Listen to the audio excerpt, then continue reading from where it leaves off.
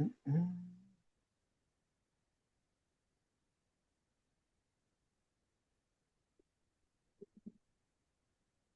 right. Good morning, everybody.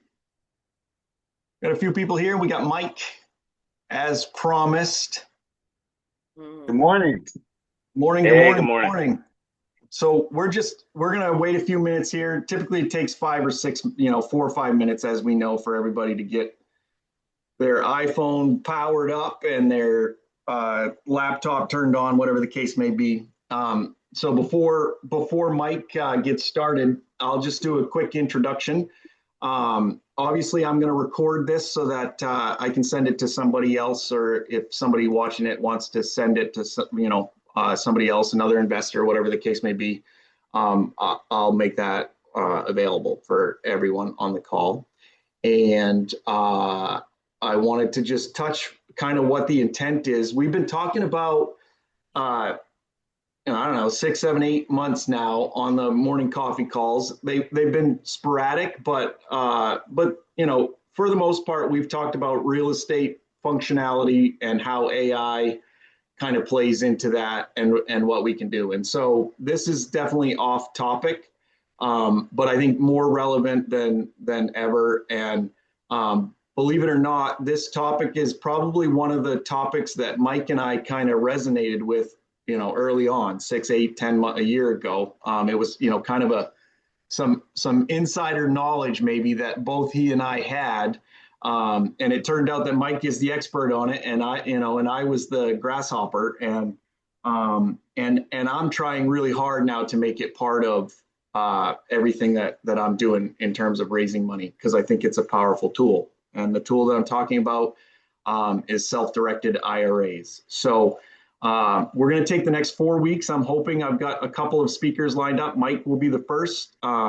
He's got tons of experience moving his money, moving other people's money from old IRAs, old 401ks into a custodial account, and then pointing that money to an investment. And I think in a lot of cases, Mike's investments have been probably notes. Instead of the traditional kind of, let's go find this deal over here. But as you'll learn in the next few weeks, the self-directed IRA strategy is powerful, because you can use that money that you already have to invest in things like notes that Mike's, very knowledgeable on, or short-term rentals like we're doing in Rincon. Or you can go completely off the spectrum and use your self-directed IRA to invest in a gold mine in Alaska, or a cryptocurrency startup out of Virginia. There are a lot of possibilities. So once you understand that, the fabric of that, and you realize that you're already sitting on money that you can use, it then just becomes, I need to know how to use it and invest it correctly, and I need to know the people that are going to help me move it, and then I need to know the people that are going to help me invest it on the back end, I think. And I'm hoping over the next couple of weeks, we'll be able to figure all that out. So we all know Mike. Mike, thanks so much for offering. It was great. It's super cool to get a text from somebody and be like, "Hey, I don't mind helping out, because I know you've been doing it every week, and it is work. Like it is a little bit of work to get up every Friday and kind of put myself in the mode that I'm gonna talk to people about something. And most of the time, I have no idea until an hour before. So I appreciate that, Mike. I guess, without any further ado, let's talk self-directed IRAs, Mike. Yeah, hey, no, thank you, Aaron. I mean, you know that how important self-directed IRAs are. And you know that only 2% of the country, less than 2% of the country actually use a self-directed IRA, and that's obscene. That is just, I am furious about getting this content out, and furious about our government not getting the word out. For 51 years, these things have been available, and Wall Street has poo-pooed it as a risky, dangerous investment, because they haven't figured out how to get a piece of your pie when you buy yourself a two-family house and start collecting the rents on these things and all the profit goes into a tax-free environment. That is just crazy. And I'm super passionate about this, and I'm really glad that you're doing this, Aaron. It's very important to get the word out, and I'm super appreciative that we're doing it. I'm traveling, and hopefully it's not too much road noise out here. But the first thing I really want to cover is the importance of just opening up self-directed IRA, using a custodian to get the account opened up. Might cost a couple of $100 a year. But then when you get your account opened up, you are able to start focusing on your account, focusing on looking for investments that you could put into your IRA where it's going to grow in a tax-free environment for the next, I don't know, if you're 30 years old, you've got another 30 years to go with your investments to grow in a tax-free environment. So what do I mean by that? You could put up to, I believe it's $7,000 a year, $7,500 a year into your account. And after 3 years, you got 20 grand in there. Find a person like me, partner up with me, and let's go buy a 2-family house. I've got 200 grand in my IRA. You got 20 in yours. Take 10% of the deal, and let's go buy a 2-family house. Rents that come in on that go into your account tax-free, and they sit there, and as the money stacks up, go out and find something else to buy, sell that 2-family house, go buy a 4-plex, and grow and grow these accounts like crazy. Once you start focusing in on looking for investments, I'm down here in North Carolina right now looking for stuff. My son's like, "Hey, Dad, let's go look at single family houses." I'm like, "Why not look at a 4-plex? Let's just quit messing around." And so we're just heading back to New Jersey right now, and he's going to start looking for apartment complexes that we're going to buy as a partnership. You're allowed to partner with your friends and family as long as you keep their percentages in order. In other words, if you put in 10%, I put in 90%. As the income comes back in, I get 90% of the profit and you get 10% of the profit, or vice versa, however the partnership works. It's fantastic. It's something to really focus on. And I've had self-directed IRA now 17 years. I opened up my first account in 2007. And I probably the most notable way that I have what I've done with my self-directed IRA is I opened up what's called a trust account so that I had checkbook control. And I kind of was forced to do this by one of my good friends. I had $11,000 in cash, and I opened up the trust with $11,000. And by 2021, I did a presentation on this, and I had grown that to a value of $860,000 from $11,000 by primarily purchasing non-performing debt and getting that debt performing. That had a value that I had to report to the IRS of $860,000, and I had never really monitored how I track the value of these things until I had to do this webinar. And I was like, whoa, we need to get the word out. And so, Aaron, I really take my hat off to you getting this done. It's really cool. Absolutely. Thank you, Mike. Absolutely. So, Mike, let's dig into. I know one of the things when I was first digging into self-directed IRAs, there's obviously, I went to college, and when I got out of school, I took my first job. I was in retail. I was a retail manager. So, corporate job, W-2 position. And of course, that came with the sexy 401k, right? And at the time, I think I was working for Lecter's Housewares, and they were Yeah. probably doing a 3% employer match, right? So I was putting 3% of my $300 a week in, and they were putting 3% of all the money they were making. And that 401k probably grew from zero to I don't know, to $8,000 or $10,000 over the course of 4 or 5 years, working the first few years in retail. And I was young, and I was sort of brainwashed, right? My parents didn't give me a whole lot of financial education. It was more of my parents were born in the 50s, and so talking about finances was taboo. They didn't talk about their bills in front of their children. And that meant that they didn't teach their children, how to manage bills or how to invest their money. Or, my dad was a union guy. He invested in bank CDs and government bonds. He passed away a few years ago, and he left my mother and my sister and I, a, a, enough money for my mom to be comfortable until she passes away. And he did it in silence, and he didn't teach me any of it.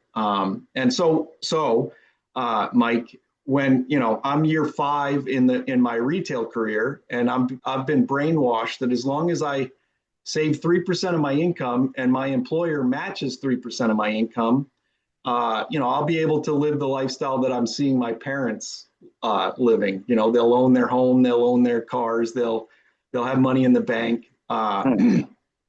That's all bullshit. So I quickly realized that about year 6 or 7 or 8, or maybe it was year 10 in retail, and left the W-2 world and went out and started an insurance company. I'm telling you all that to ask the question, Mike. When I started doing research on what I was going to do, because I don't have a 401k anymore, right? The self-directed IRA topics started coming up. Nice. And all of a sudden, I got sort of this overwhelmed feeling like I'm entering into this IRS, SEC, government controlled, world that only the smartest people that control your 401ks are supposed to know and understand. So what sort of rules? Like, that's what I noticed at first, is like, you can do this, but there are some guidelines that you have to follow. The There are. most recent, the most recent one for Liz and I was last fall. We purchased a property in northern Maine with the expectations of eventually turning it into an ATV snowmobile resort, and we still have plans to do that. But it's a big undertaking in a fairly remote place, and we were going to use her,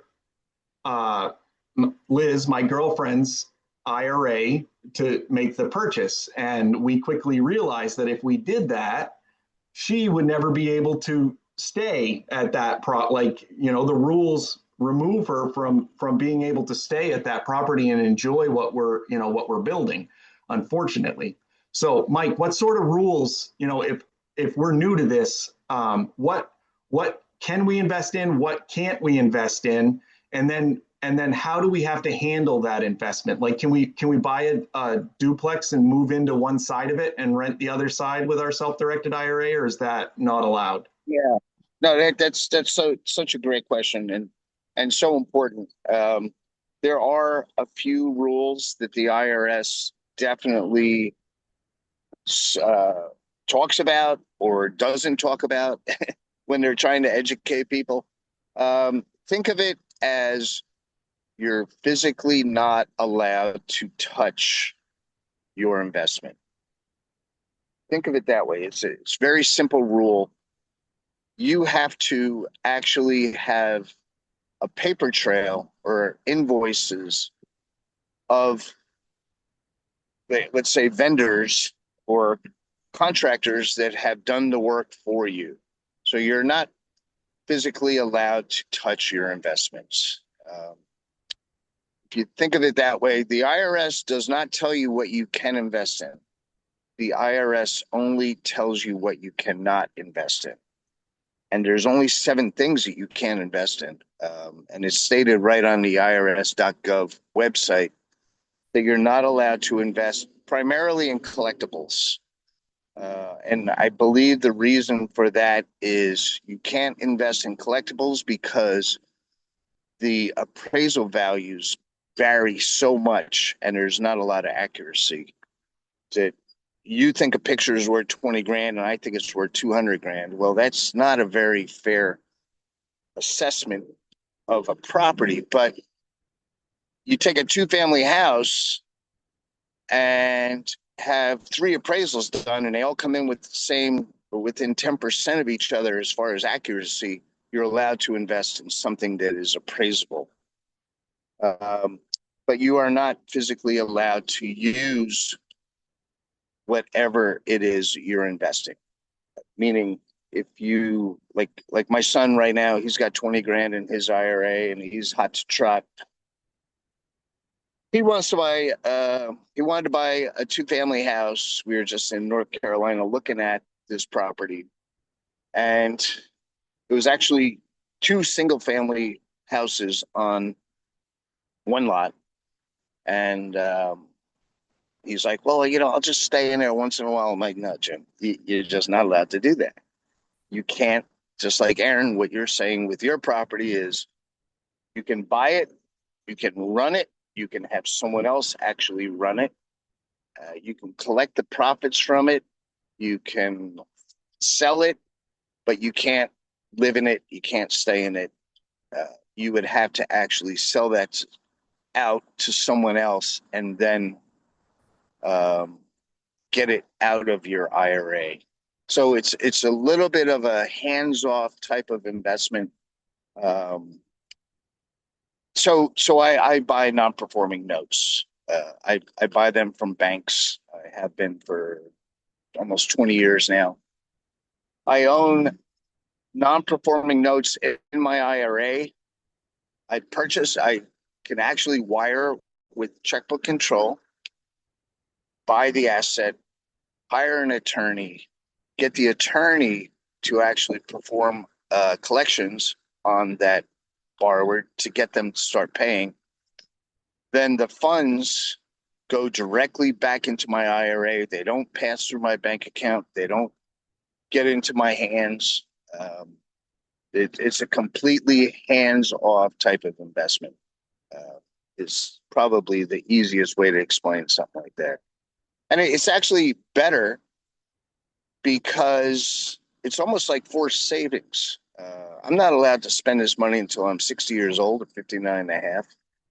And I started this account 15 years before I was 59 and a half. So it worked out really well that all of the proceeds, all of the profit went back into my IRA. And then that money is sitting there now and it's stacking up. Every month, borrowers are making payments to me. Tenants are making payments to me in my rental properties. And as that money stacks up, I go out, find another asset, partner up with Aaron. Hey, you want to go buy this thing? You can use money outside of your IRA. I can use money inside of my IRA to partner up and purchase whatever type of investment that you're looking at. And it really turns into another pocket to work out of.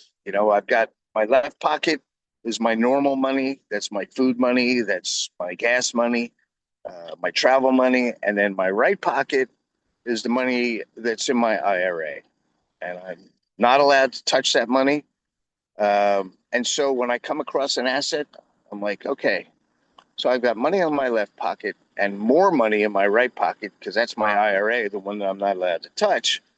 So that's why more assets end up going into my IRA pocket than they do it into my food pocket because I'm spending that money on a regular basis.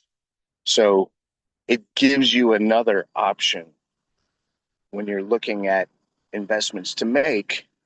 Which pocket am I going to take the money out of to purchase that asset? And to you and your girlfriend's point, you might want to consider doing some type of other private loan to make a purchase on that asset if you plan on staying in it, plan on using it for your own personal goods. Mike, you brought up a couple of good points. Maybe just get a little bit of clarity, even on my end. So hypothetical. I find a property in whatever city, USA, and I want to use. I just opened my self-directed IRA and I contributed the maximum for this year, so I've got $7,500 in it, right? Which isn't Yep. enough to take down this property. But I can totally use that self-directed $7,500 and then go to my bank account for another $3,500 to get the 10 grand I need to make the down payment. You can do that. Is that correct? No, can't do that. No, you can't. You can't take money out of your left pocket and put it together with your right pocket. Okay, If but your I left can. pocket is your personal money and your right pocket is your IRA money, those pockets need to stay separate. Okay. Now, can I use my left pocket money and your right pocket money in the same transaction? Okay. Absolutely. Okay. So I can't commingle my own funds, but I can commingle the type of funds with somebody else for the project. If it's papered up correctly and the percentages are kept track. So let's say you and I find a mortgage that we're going to lend money to Nisha to buy a property. And you're going to come in with 30% of the investment. I'm going to come in with 70% of the investment. When we create that mortgage, the assignment has to read whatever your LLC, IRA, trust, whatever you're using. You can either have a trust or an LLC, or actually your custodian if you want. 30% Aaron, 70% Mike on the assignment of mortgage. You have a clean paper trail now, so that when the proceeds come back, when Nisha pays us back, 70% goes into my IRA, 30% goes into yours. It has to be papered up correctly. That is a totally legitimate transaction. Happens all the time. You can search county records and find people that have their IRAs listed as in the assignment, or actually, it's a great way to actually raise capital. Find more investors. By finding more investors, just go to a county website, type in, you're going to do a search on, let's say, satisfaction of mortgage. You pull down satisfaction of mortgage as a document type that you're searching for. Type in for the business name, you're going to type in Equity Trust, which is a huge custodian that handles self-directed IRAs. And you will see right there,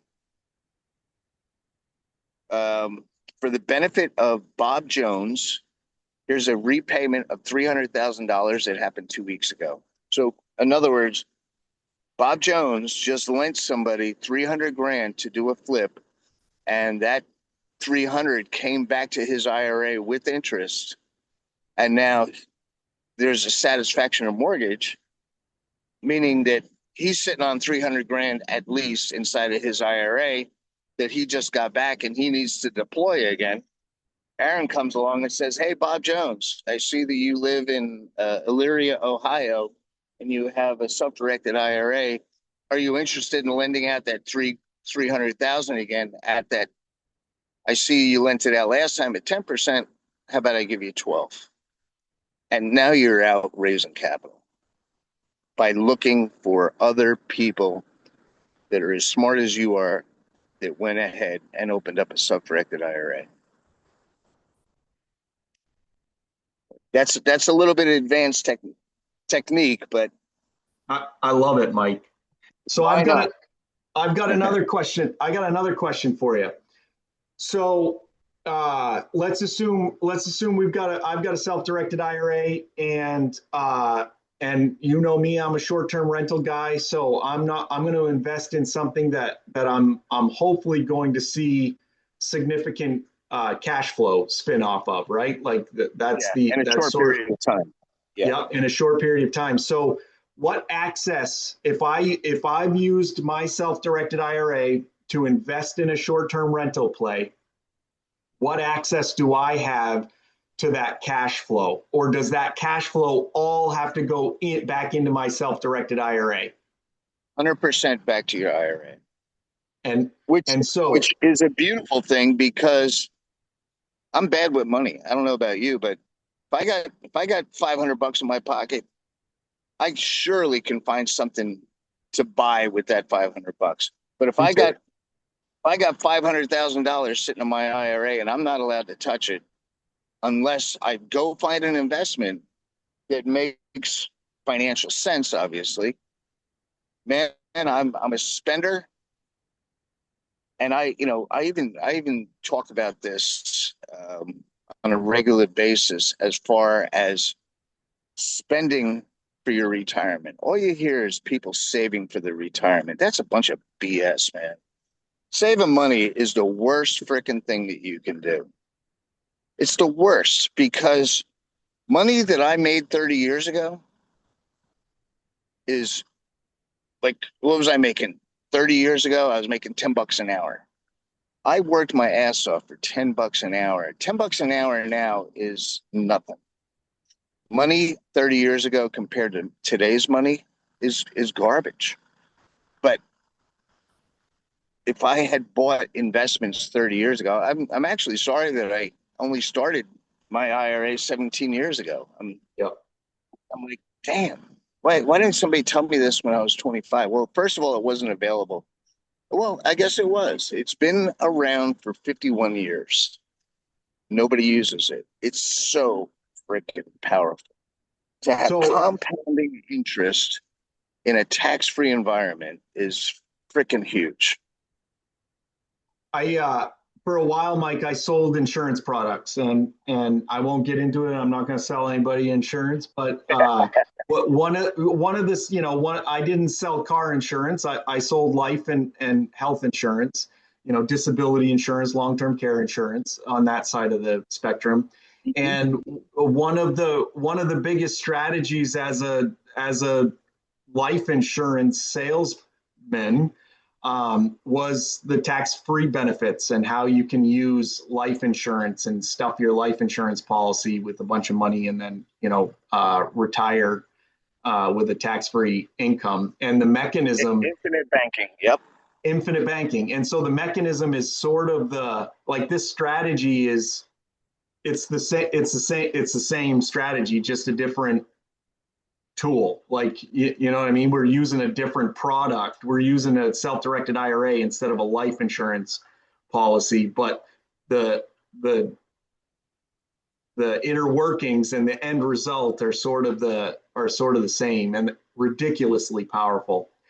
And on that note, Mike, you speak that this product has been around for a long time and it's underutilized. I think that's by nature, and we don't need to get into that, but I think, and correct me if I'm wrong, but I think this administration just passed a bill that is going to allow parents to open self-directed IRAs on their newborns, which is a step in the right direction. It would allow you to start the retirement process for your kids right out of the gates.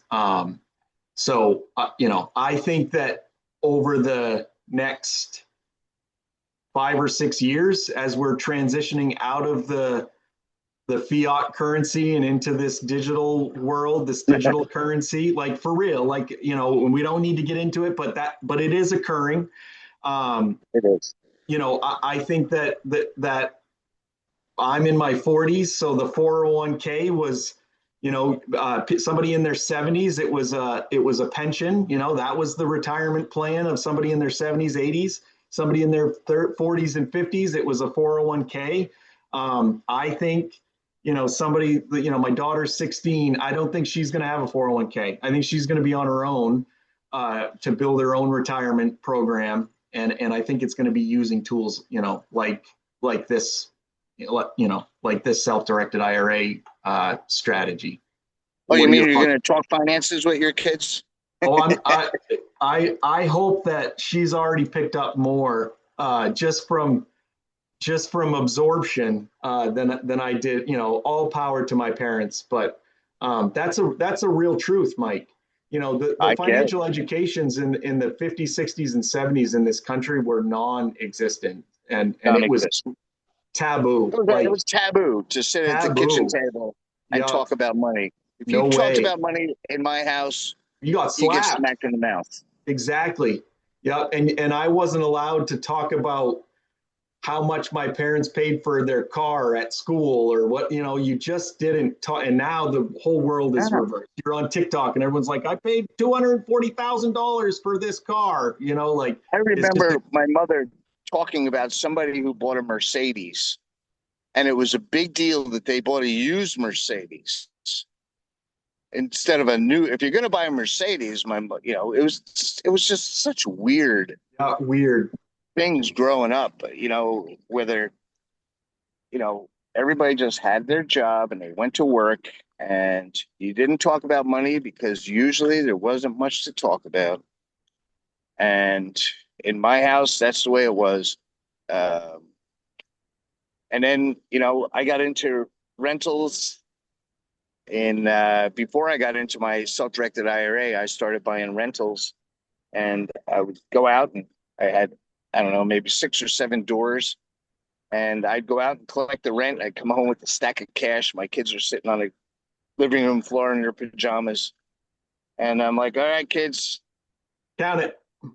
here's a stack for you and a stack for you. Count it up." And I've told this story a few times because it's true. My son always pocketed 100. Yeah.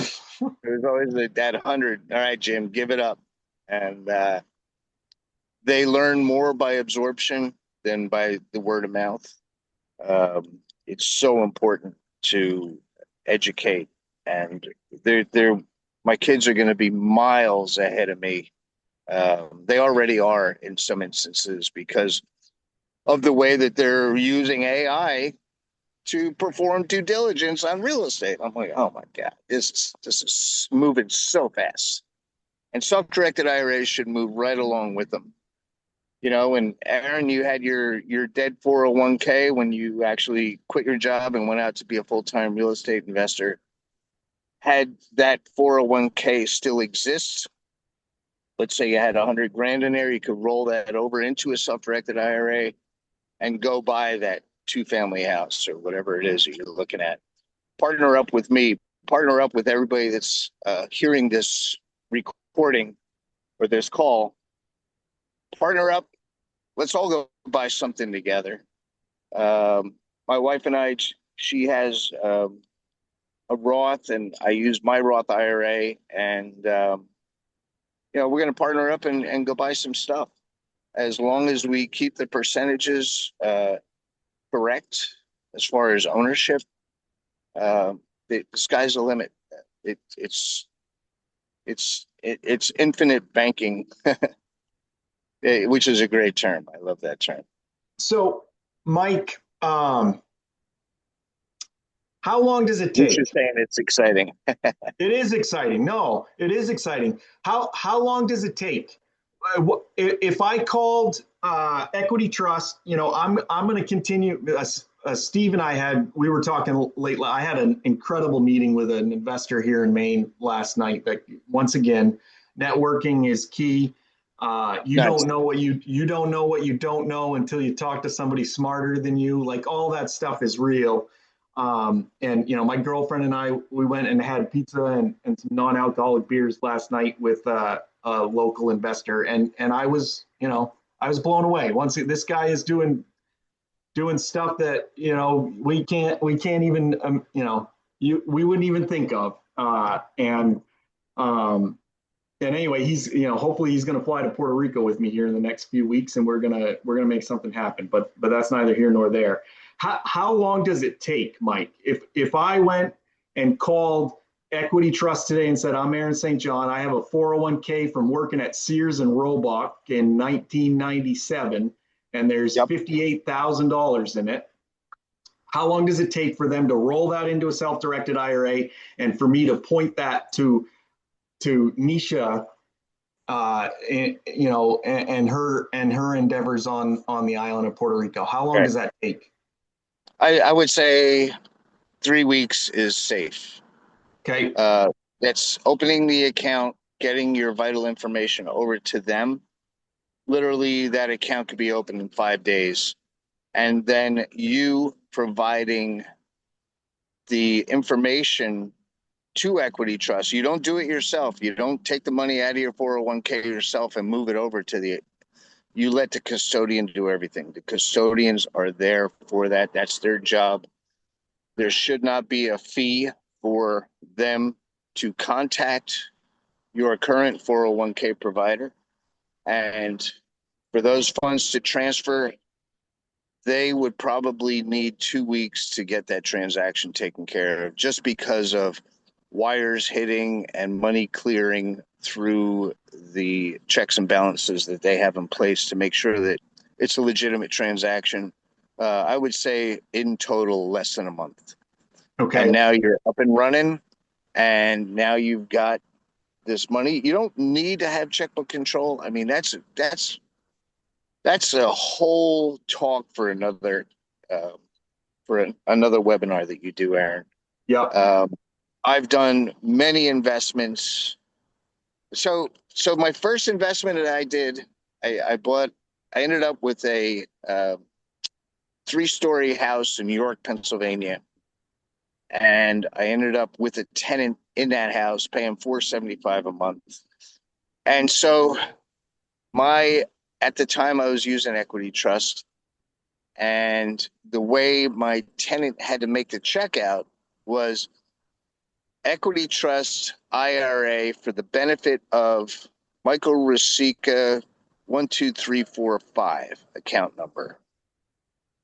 So my tenant's like, say what? What do I gotta do? I said, I tell you what. I went down and I made her a rubber stamp to stamp into the. And she's like, man, I just love taking out this rubber stamp every month. I think this is the coolest thing in the world. And I'm like, I love when you take that rubber stamp out too. Yeah. And it was such a long, lengthy FBO, this and that. And that was my first property that I owned in my IRA. And then she decided to move out, and she put the keys in the mail and she mailed it to Equity Trust. And Equity Trust calls me up. And they said, we've never gotten this before. We have a set of keys that I guess your tenant mailed to us because she's moving to Baltimore. And Equity Trust said, we've never gotten this before. I said, well, can you please mail those to me? And they did. And then now I had this vacant property that I bought for $12,000. I collected rent for 2.5 years at $475, and I sold the place for $25,000. And I'm like, man, this is you can't make this up, man. This is powerful. I got to tell people about this. And that was my first deal. And I had invoices to prove that I did not actually work on that property. And you could kind of read between the lines as I'm talking about that. But you never want to get audited. There's so very few cases where someone actually does a prohibited transaction and they end up losing their IRA. And they don't lose it. They don't just take your money. You just have to pay taxes on the money that you've done a prohibited transaction, and your IRA could blow up. But I think there's like 2 cases where that's happened, and it was blatant disregard in performing a prohibited transaction. Like someone bought their commercial space and moved their company into the commercial space. And I think they ended up blowing up their IRA, but it's so infrequent. Wall Street will tell you that it's very risky and very dangerous to have a self-directed IRA. And that's why less than 2% of the population actually use them. Yeah, it's because they can't make any money on it. That's the reason why it's dangerous. No reason for them to push it. Yeah. And the custodians that are out there are too shy to push it. It's so funny. I go to a lot of real estate meetings. I love going, seeing what other people are doing. And I'll go to a RIA, Real Estate Investment Club, RIA, Investment Association, whatever. And there'll be 4 custodians from 4 different IRA companies sitting in a meeting that's only have 200 people. My son and I went last year to a marketing event in Manhattan, and it cost like $2,000 to get in. It was on internet marketing, and it was 10,000 people at this event, all paying $2,000 to get in per head. And all these people are making big bucks. And are you still there, Aaron? Might have lost you.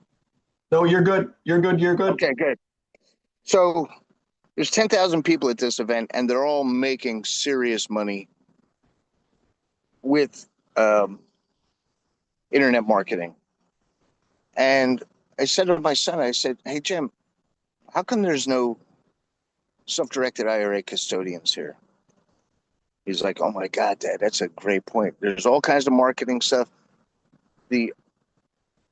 This thing that we're talking about, these self-directed IRAs, in 51 years has not hit mainstream media for some crazy reason. Why the custodian doesn't take a $10,000 table at this event to talk to 10,000 people that are making $1 million plus a year is beyond me. These people know how to market, but they don't know a thing about self-directed IRAs. I mean, this is huge. This should be blowing up, but it doesn't. It just doesn't. And I don't know. Maybe I'm missing something. I don't think so. I think don't it's think so either. I don't think so either, Mike. One of the Nisha wants to talk about it. Yeah, we'll It's talk. huge. We'll just keep talking about it. I Just think keep one talking of about it. there's the technical stuff, Mike. Like, what is an SDIRA? How do you use an SDIRA? What does arm's length mean? What's a prohibited transaction? Like, there's all the technical stuff, right? But I think that for especially for this this group, our school group here, Mike, there's another side to this as well, and so although there are caps, right? Like, so if Nisha doesn't have an IRA right now, she can start an IRA this year, but she can't put $100 million in it. She can only put the 7,500, whatever the IRS limit is for this year, right? And so that seems limiting. Like, okay, that's cool, but what am I going to do with 70? That is not the only point I think that Mike and I are trying to, or at least I'm trying to make.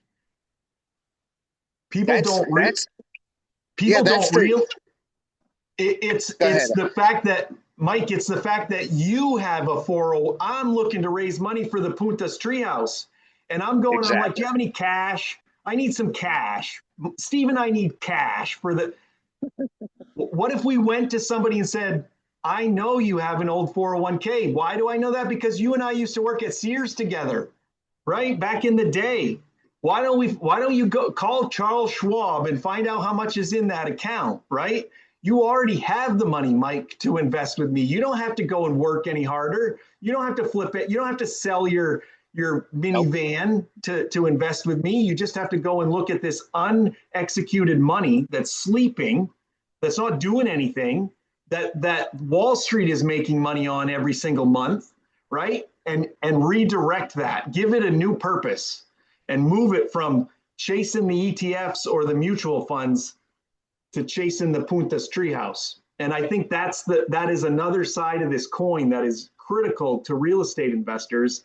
You may not have the IRA, but it's a pretty easy conversation when you don't have to ask people for money they don't necessarily have. They don't have 100 grand in their checking account, but they might have $100,000 401k from their bank job when they worked at, TD Ameritrade or whatever the hell it was.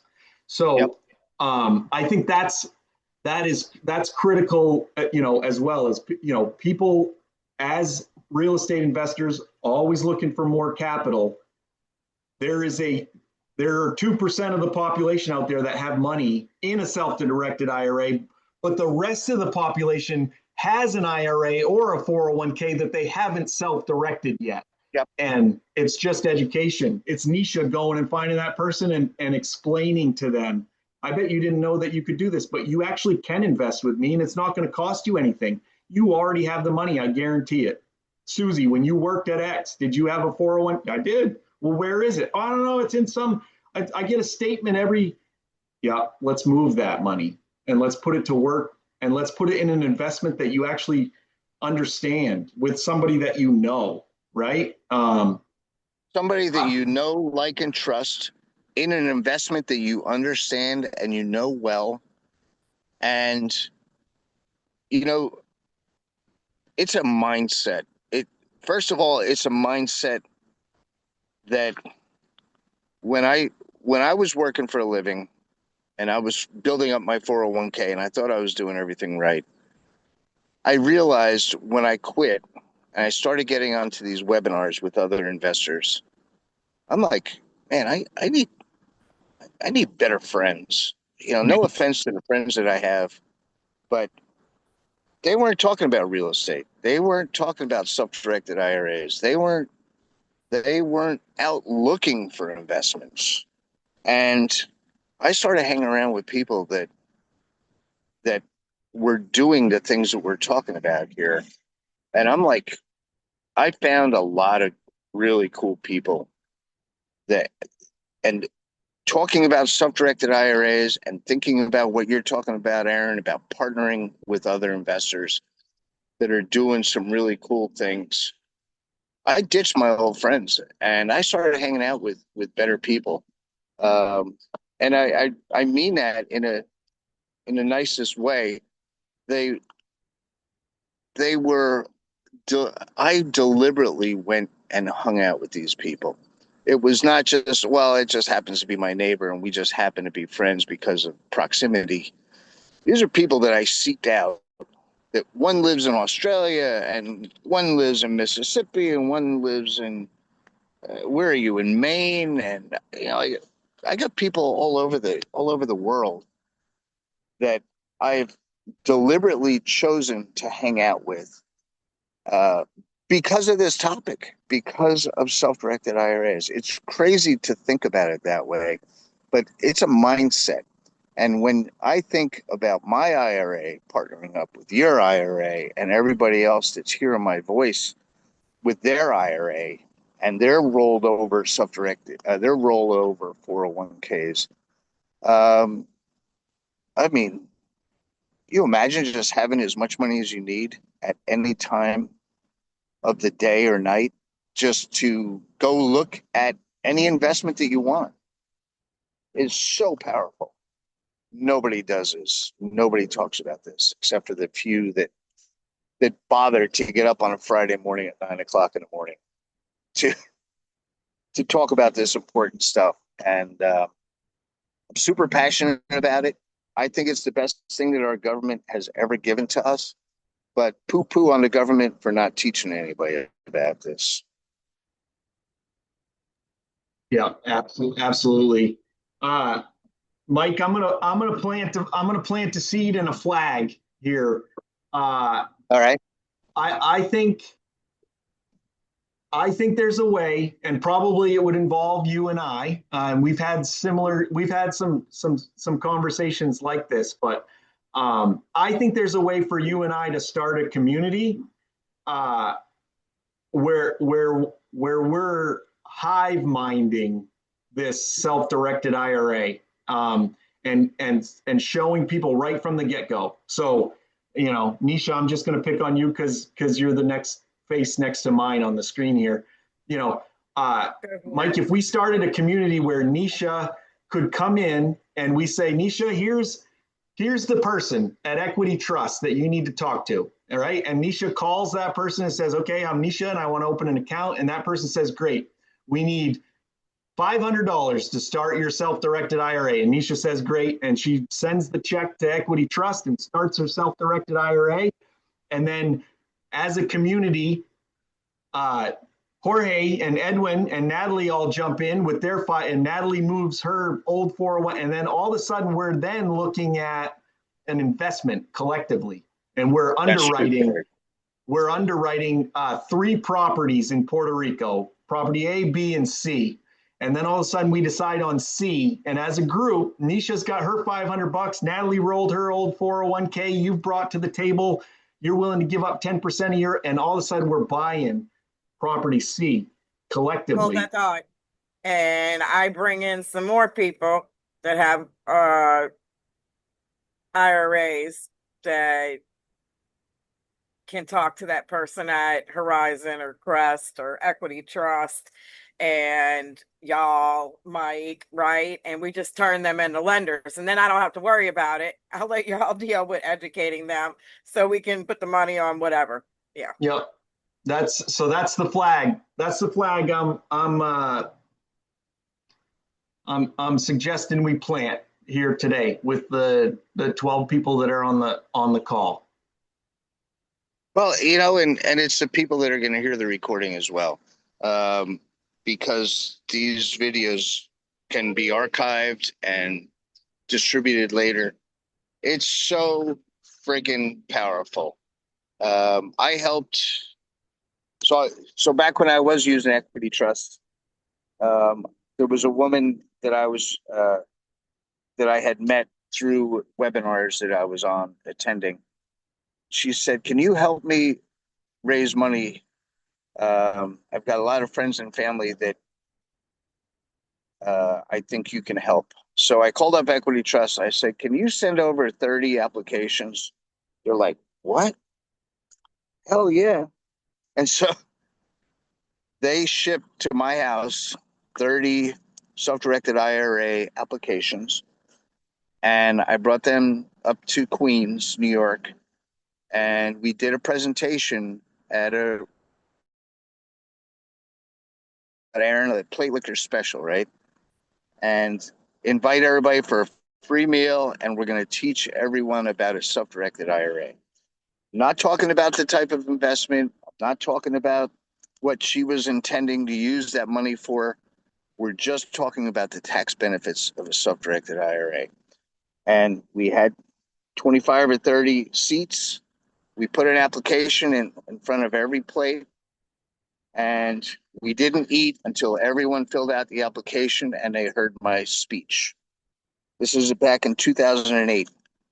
And all I talked about was the tax benefits. I didn't talk about notes. I didn't talk about real estate. I didn't talk about apartment complexes or buying 172 acres in Puerto Rico or anything. All I talked about was the tax benefits of having a bank account that once you put the seed money in, you pay taxes on the seed money, and then any profit that comes in after that in a Roth IRA is tax-free when you withdraw it when you're 60 years old.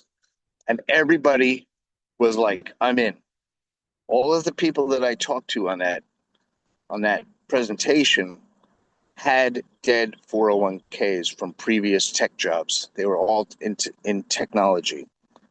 And she raised $2 million in one sitting. $2 million. And 150 here, 200 there, 75 here, 300 here. and all of these people rolled their dead 401ks into equity trust. Equity trust was tickled. This woman was tickled, and I got a free lunch out of the deal. But it was part of my goal to get 1 million people to do these accounts. And $2 million in one day, not too bad. And this is not from some high-powered speaker. You know, I am horrible at doing presentations, but I was so passionate about it. I think that they were more enthused because of our passion, this woman and I. And she got those accounts opened. It was a beautiful thing. And yes, once you get moving with this, there's definitely momentum. And Aaron just planted the flag. And I got to get back on the road. My wife is looking at me like I'm a nutcase, walking around the middle of Virginia, wherever I am in Virginia here. We just stopped on a road to do this call. But hats off to you, Aaron. I appreciate you lighting a fire and keep it going. I appreciate you, Mike. Thanks so much for taking your morning and sharing your experience with us. I've got this recorded, and I know I say this every time, and sometimes it's because I don't know how to do it, but I'm gonna take 10 minutes and figure out how to get this loaded up as a post in school so people can rewatch this. My And I son know how to edits do it. I'll help. video, and yeah, Niche, it sounds like it. But I'm going to sign off, guys. Right on. Thank you, Have a Mike. great trip. Be Good safe. job, Aaron. Thank you. Thank See you. y'all. Thank you. All right, guys. care. That's Bye-bye. thank you, Bye, Mike. Mike. That's this week's coffee call. I appreciate everyone for coming. I know we had a couple of questions there. Edwin, if you want to chat off there, or even somebody else, Steve or Nisha might be able to answer your question offline as well. So that's there. I'm speaking with Shay Roberts is her name. She's from Vantage IRA out of Arizona.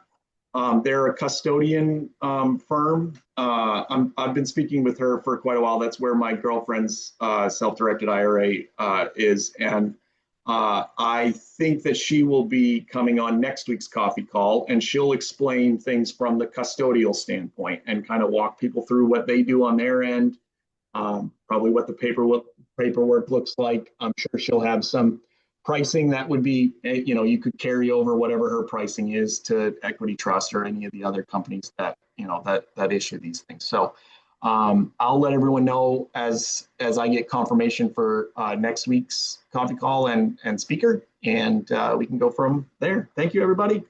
Have a great weekend. Have a great weekend. Call me later, Aaron. I need your help. Will do. And have things we can do together. All right. Right on. I'll call you, Nisha. Later. Okay, Yep. bye-bye. Bye, guys.